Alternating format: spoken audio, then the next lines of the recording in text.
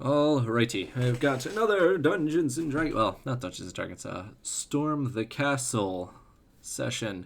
So this session, we started off a couple hours early with Humdu and Meng, who started off. They went to Arcor City and they saw Fabien Lefournier, the royal coin master, walked up to a house, did the old "we need to fund this war" that the players had just started last session, or had the Duke agree to pay for last session. And I did the old guard walks by and breaks a hole in the peasant's wall, and did the old well, now you gotta pay a window tax, which that's probably my favorite medieval trope thing for either show. I guess the only other time I really remember it is the Gotrek and Felix, where it was used to sort of show in the greedy nobles, sort of the grim darkness. But for this, it was for a duke's actual real, conceivably good cause. But yeah, that's just one of my favorite tropes, is the window tax. Then there was so they left Arcor City and they decided they were going to go check out Merzin and what he was doing to get him on their side for the war. On their way to his tower in a castle flying in the sky, they meet Sir Lionel, an elderly knight of the Red Plume, who they discover, or who tells them that the Corpse Weaver is in fact his brother, and that the Corpse Weaver has a son, and that may potentially be a thing that could be used against him. He also said he had a dream in which Igel told him, the Phoenix God, that Merzin has betrayed the forces of good and is now working for the Corpse Weaver. So they then decided, all right, well, we're gonna put that on the back burner. Let's go to Gobgank and help him gather some more troops. So they go to Gobgank. They find out about this new tribe of orcs named the Lumagrim that are inside this cave. So they go there. They find these orcs that are real into drugs and dancing and fire. They're pretty much rave orcs. And so they challenge the leader, a shaman, Flumaglumo, and his two Orogs. And they were fighting with Humdumang and Gobgank. And I was kind of initially expecting this fight to be kind of even, which I guess maybe I should definitely have leaned this more towards this side of it not being even fight, because I guess, when you have an even fight, the implication that this can sort of go 50-50 either way. And honestly, I don't even think it was that even. I definitely think it was in the favor of the players, because they effectively, Humdu at least was the highest level there, and he was a higher level than or an equivalent power level wise of the shaman. And Gobgank was about on par with one of the Orogs, and Meng should have been much more powerful than, at least to some extent, including rage and all that, more powerful than the other Orog. But they just were rolled so ungodly horribly. Well, in addition to that, actually, I wanted to spice up the combat from the last orc challenge. So I added the performance angle, where you also have to show off to all the other orcs to make themselves think you are worthy of being their leader. Which, adding that in, I knew was definitely going to make the fight a bit harder, because now there was going to be around some combination of how 4 attacks that you would have to forego in order to do your combat maneuver performance. And I did end up allowing them to just try to make a check in a difficult check in order to still make an attack that turn. And I also said that if they ever just landed any critical hits, that would just automatically count as one as well. And I really thought the main challenge of this encounter was gonna end up being like what I thought was gonna happen was that they were gonna like kill both of the like just kill two of the Orogs and then just completely bully the shaman and just like trip him and prone him and grapple him or whatever, prevent him from casting spells while they all just perform a bunch of times. Or I was thinking like, yeah, that might kind of that could be a very easy workaround. Fortunately, I guess though, we never even got to that point because the Orogs just utterly smoked them. Gobgank got banished on turn 1 by the shaman, and that like pretty much ruined him. And there was a concentration spell, and the shaman had pretty terrible concentration, but he never got attacked to end up having any chance of losing it. And the Orogs just rolled critical hits like absolute crazy, and they never botched a single time. And then the players had botched on multiple occasions and never landed a single critical hit. So it was pretty much a like complete crushing defeat. Like it was not even close. So they ended up getting imprisoned and locked in cages, and that's pretty much where we stopped the first half of the session. Then eventually Adrian and Cletus were around, and they found out, well, they first went to Arcor City. They saw the Duke, that he was missing an arm and an eye, and that he has been severely injured in an assassination attempt that he suspects to be the work of a servant of the Corpse Weaver, which goes to show at least a few things. At least the Corpse Weaver wants people to think that he does not want the Duke in power. The Duke's palace is not safe. So at the very least, those two things are now known from this act. Also, I think something to like consider, I guess, in medieval times, or maybe less so actual medieval times, but at least the stories surrounding that era is the idea of like the king's two bodies, I think it's referred to as, at least like specifically very much so in like Arthurian tales, is this idea of like the king's condition reflecting the condition of his kingdom and vice versa. So the like classic example is like if the queen is barren, then the fields will also be barren and unable to grow stuff. And it's this thing that like if bad things happen to the kingdom, then bad things happen to the king himself, and if bad things happen to the king, then bad things happen to the kingdom. And I forget the actual Arthurian legend. I think it's like the king and the fisher or something. I forget. But you know, this Duke whole situation with him being injured is sort of like a callback to that idea that now he's like blind and like, or at least half blind and half strong as he should be. But he's still fighting. He hasn't given up. So how he's going to present himself to his people, I haven't yet decided, but I suppose that will probably be found out next session. And I guess we don't necessarily know if that will directly lead to anything, but we will see. So Adrian and Cletus, they also find a ransom note for multiple 1,000 gold pieces, but they already know the Duke is in a really tough spot monetarily wise, so they decide to just go and break out Humdu and Meng. So they go there. They successfully do a whole lot of sneaking. It's pretty close, but they actually manage to get everyone back out, everyone's equipment and everything, which I kind of like. I knew that like initially that if they lost this challenge, that this wouldn't be the type of thing where the enemies would just like execute them.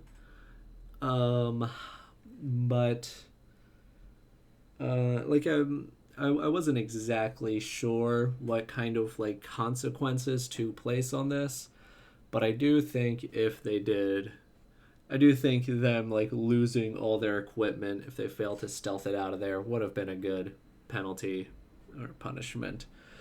But they all get out safe and sound. They don't end up paying anything in ransom. So I guess we'll find out how the Flumagrims, or maybe Flumogrims, react to that. So they head out on the town, on the road. I believe they are going back to Mersin at this point, or possibly Kerndarum.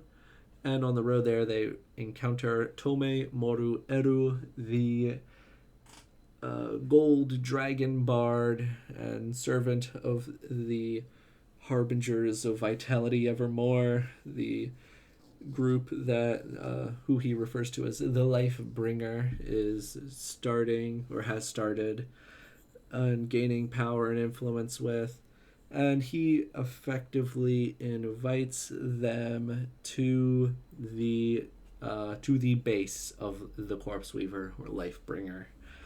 And honestly, I was not sure how they were going to react to this. I was not sure if they were just going to immediately try to kill this guy or if they were going to actually give him a chance. But they did actually take him up on his invitation, and they went to the Corpse Weaver's base, and they had a relatively long conversation with him about why he's done all the things that he's done and his excuse and his side for everything he's done. I do think they, well, the fact that like this guy named the Corpse Weaver and doing literal multiple mass murders, I feel like I don't know if I necessarily want to say almost like got away with. Well, I don't know. Yeah, definitely not got away with, but almost made a logical argument, I guess, that some of the players maybe might have bought, but like they definitely ended up saying like, no, screw this guy. We are not accepting anything that he wants us to do. Specifically, he was asking for them to basically act as spies for him against the Duke. So I did like kind of think that's how this was gonna play out. I was expecting some, at this point Adrian had already left, but they did meet the rest of the Corpse Weaver's lieutenants. One, this assassin that they had put two and two together and realized that he was the one that attacked the Duke. They saw Tome Moru Eru there, and they saw an elf lady Banshee, and I was considering having Levesque there as well. But I honestly kind of just forgot to have him there, but he could have conceivably been there too. So that was the Eben Rostrum. So I was also, I think if Adrian was there, he might have taken the Corpse Weaver up on his offer to then be like a spy for the Duke against the Corpse Weaver. Or in general, I was kind of just expecting some more amount of like snooping around in the tower, which I guess I didn't necessarily strictly like create an opening for, which I could have leaned more into the idea of like Tome getting distracted or something by something for an amount of time. But yeah, so they were pretty reasonable in that conversation. They literally just had a discussion and then turned down his offer. And something that I didn't really think about, but definitely just logically made sense. I will say, like, a decent portion of this session I had planned out to be some amount of sneaking into Kerndarum and the different things that would be encountered on the way in, and just all the challenges and assistances that I thought were going to come up in their grand heist into like Kern Darum.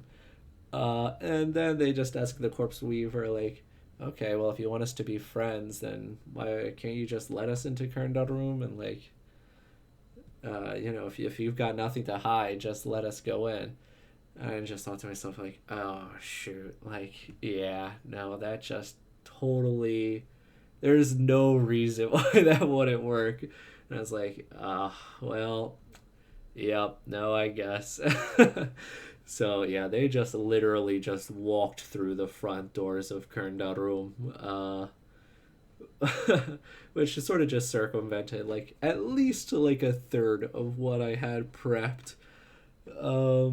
So they go to Karnta room and they find out Merzin is not actually there, who was originally supposed to be there working on the vault, but he had went back to his tower, and so when they go back to his tower, right, there was actually a moment where Humdu, a bit before, flew up to the tower to see if Merzin was there, and he was greeted by.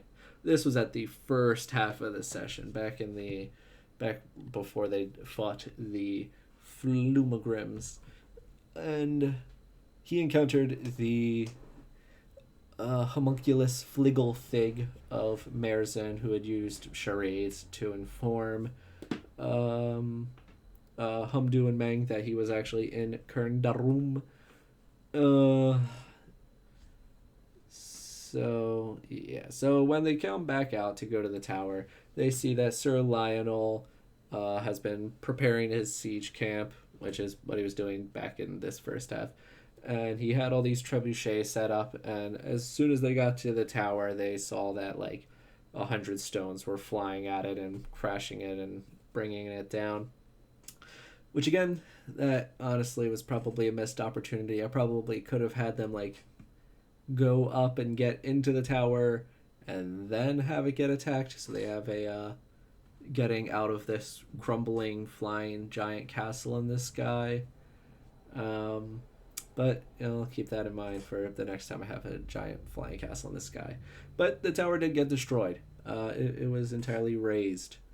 What else? Oh yeah, so Skazkizkin, I was kind of expecting them to follow up on at least someone agreeing to be his envoy, and then going out and doing the things that he asked. I think I know what I did wrong there too. Was I definitely think making this bargain with this fiend, this devil, probably sound like much too I guess I did want it to kind of sound like you could be doing this to basically become a warlock. But I think I probably should have leaned away from that angle and more into the like, well, yeah, you can just say you're his envoy and sort of just do what he says until it's no longer convenient for you, at which point you can say, like, maybe I should have made this sound like a much more escapable fiend contract. Because that was another decently sized portion of the session that just went out the window immediately when they said, like, no. Which, fair enough. I also forgot the vitally important question of, like, what do you guys want to do next time? Because now I just have no idea what to prep for the next session. So I'm going to have to run around, track everyone down, and figure out what it is that they want to be doing. But now that pretty much does it for the session. I did have another thought, though, another thing considering the potential future of the campaign as a whole. I got some request, some interest in potentially giving a some online sessions a shot. And for a long time, I was pretty vehemently anti online sessions. I just really I think the face to face contact, the in person nature of D&D accounted for such a great deal of the experience that it was worth all the hassles that come with meeting up in person. Um, which I think is because I mostly have always done like bigger groups online, and I think like the more amount of people you have online, just the harder it becomes to like chime in. And it's way, especially with the infinite amount of distractions you have in front of you when you're using your home online setup, it's like so easy to just fade into the background and then like just have this like D&D setup thing open that you're sort of participating in like one out of every 10 minutes or something. And I think because of all this experience I've had of like 4, 5, 6 players or whatever in online D&D, that I just like it never ever clicked for me. But I've been recently doing a good deal of one-on-one sessions with my brother. All of which I've like it has like totally restored my faith in online D&D. Like they have been really really awesome and a lot of fun, and they are just like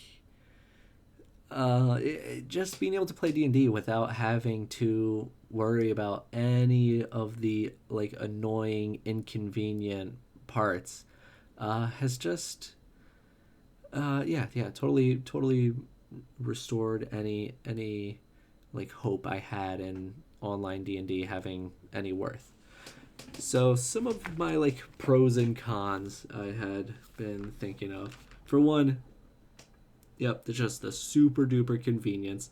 The fact that people don't have to figure out transportation. Everyone's got their own food. They don't have to worry about, everyone eating and having to get lunch. And then, well, is this person already eaten? And then, okay, well, he gets hungry an hour after everyone else gets hungry. And then, just all the logistics that come from everyone having to meet in one place and getting transportation and driving and getting trains and just all that stuff just instantly dealt with, and all the time saved from that. Like if on average everyone is spending like 20 minutes getting to your place and then 20 minutes leaving, if all of that gets cut out, then that's an extra 40 minutes you can have for the session itself. Another thing, just the utilitarian ease factor. There's never like me having to reach around the table trying to draw with markers and having to ask people like, can you just move those minis over here for me, and can you mark this guy's HP. All of that stuff is just automatically tracked.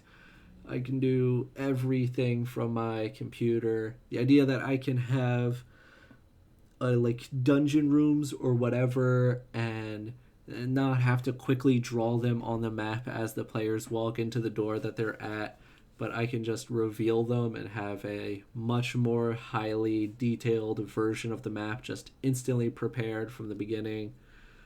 That is just good stuff.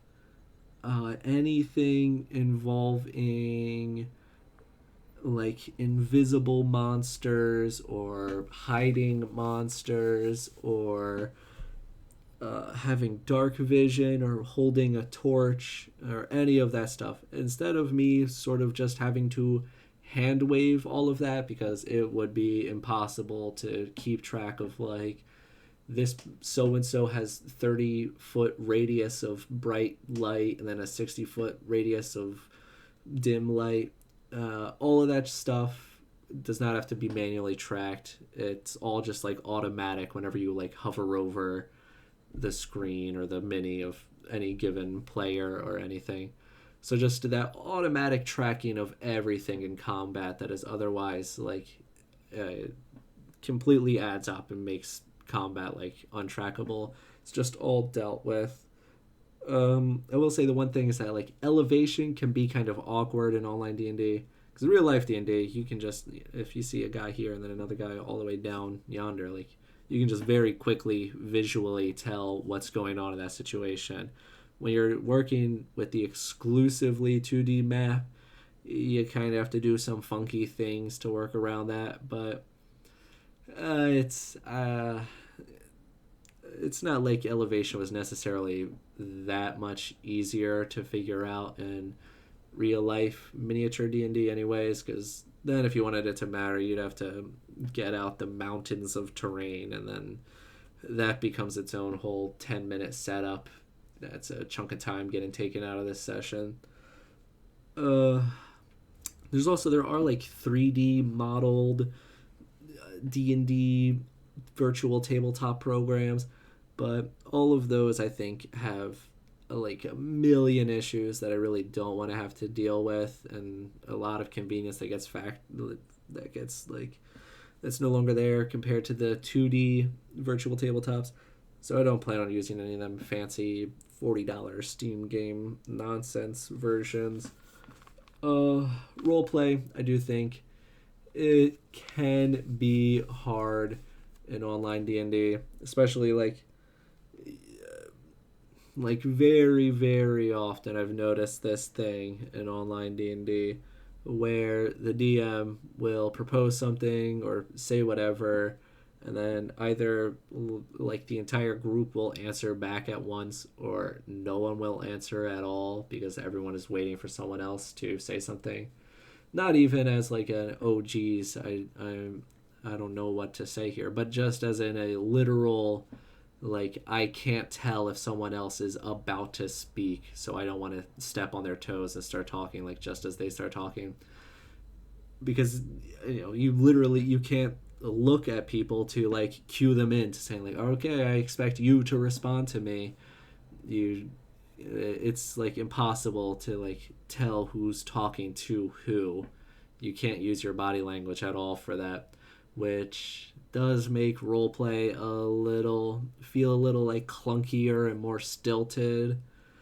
I will say I do think that has been one of the positives with just doing one-on-one online D&D, is that which I kind of consider to be one of the main downsides and one of the main problems with online D&D is just entirely removed. So I do think with like a small group, like 2 maybe 3 players, that online D&D could be like relatively easily translate without any of those like awkward role play situations happen, or at least I think they would happen less often. And I do think there is definitely something to be said for the hangout factor of real life in-person D&D, of everyone physically being there and either just hanging out and doing whatever beforehand, or hanging out and doing whatever afterhand. That is, I do think, a pretty, like, I do think this social aspect of D&D and it sort of just being an excuse for everyone to meet up every week, and then to like finding an excuse for people to hang out, I do really like that aspect of D&D, which is like entirely absent from online D&D. So I definitely, and like that, I think that one part, that like hangout aspect to D&D is like such an incredibly strong like component and value that I do think it's gotta be at least equal to all the convenience, both location, physical, transportation wise, and the convenience like combat wise. I think it's close and probably in favor of just being able to like hang out too, that like overpowers everything else. So I do think I'm still always going to prefer in-person D&D. I don't think I'm ever going to get to the point where I would rather play online. But I do think I did not give online D&D enough credit, and I want to mix in some more online sessions, especially because I think it would be, I think the people that live relatively close to me, or for the people that it's like no problem to play in person D&D, then like we can obviously continue doing that. And then for the people where it's very inconvenient to get to my place, we can just start doing more online sessions with them.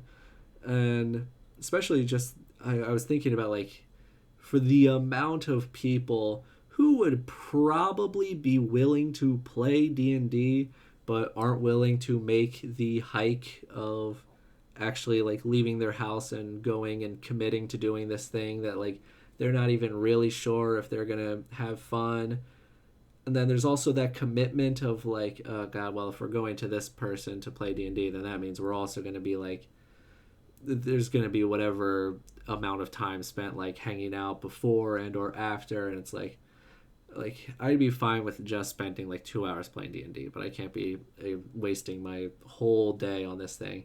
I think D&D would be good for that situation.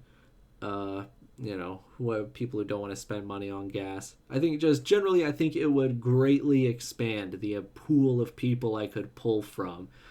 'Cause, now I can have people from China playing in the game, and they can be just as much of a part of it as other people if we're all online. Uh, yeah. So I do think maybe I will like eventually have this become like a 50-50 split, like maybe every other session online, or maybe like if I can somehow manage to continue to do one session a week, maybe like 3 sessions a month in person, 1 session a month online, something like that. um And there's a bunch of other things that would kind of be annoying between like having to translate your character in paper versus online. But I've started working on some solutions for problems like that. So yeah, we'll let you guys know the next time I see you. Goodbye.